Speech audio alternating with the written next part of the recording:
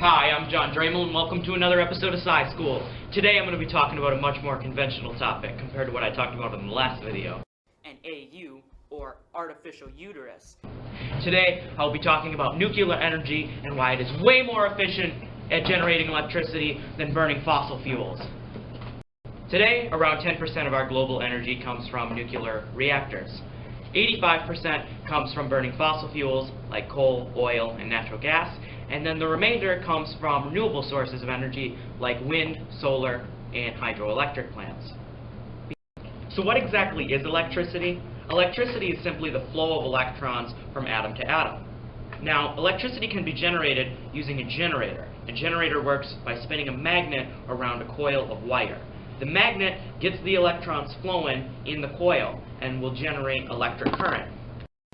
Pretty much all forms of generated electricity involve spinning a turbine in which spins the magnet inside the generator.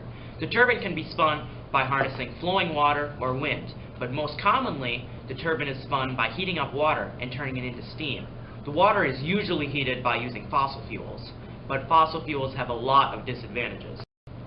First off, burning fossil fuels releases tons of dangerous chemicals into the atmosphere, in which kill an estimated 4.6 million people per year. Burning fossil fuels also releases tons of CO2 emissions, in which are destroying the planet we live on. In the next 100 years or so, we will run out of fossil fuels, so we need to find a reliable source of energy before then.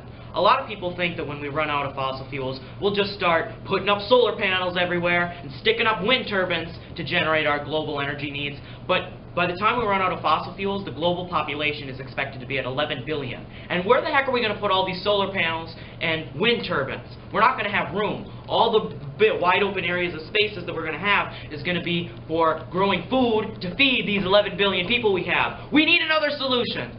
Nuclear reactors don't release any dangerous chemicals into the atmosphere, and they don't release any CO2 emissions either. So the number of protons in the nucleus of the atom determines its spot on the periodic table. So, take carbon for example. If any atom has 6 protons in the nucleus, it's automatically carbon. Now, the number of neutrons can vary, and it's still carbon. Carbon has 3 naturally occurring isotopes, carbon-12, carbon-13, and carbon-14.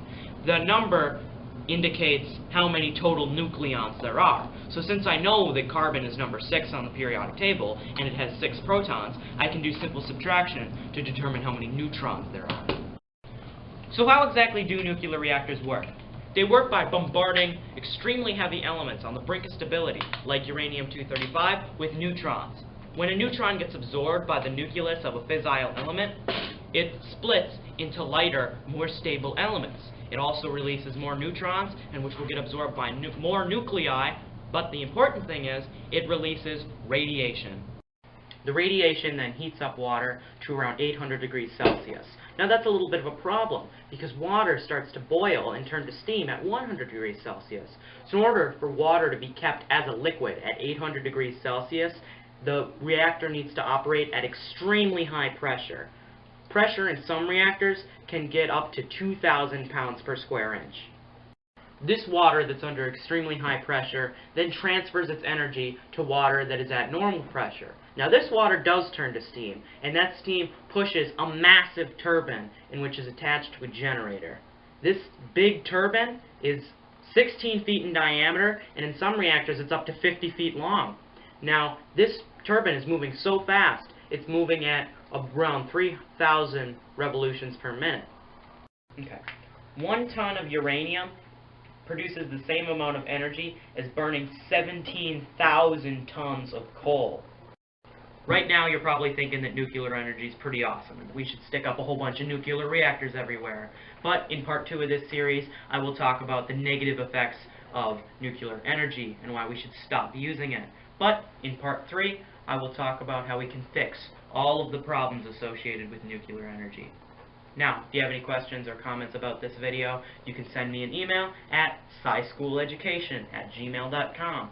I would also like to give a special thanks to Oliver Kupal, Sam Curry, and Karan Singh for helping me film and edit the video.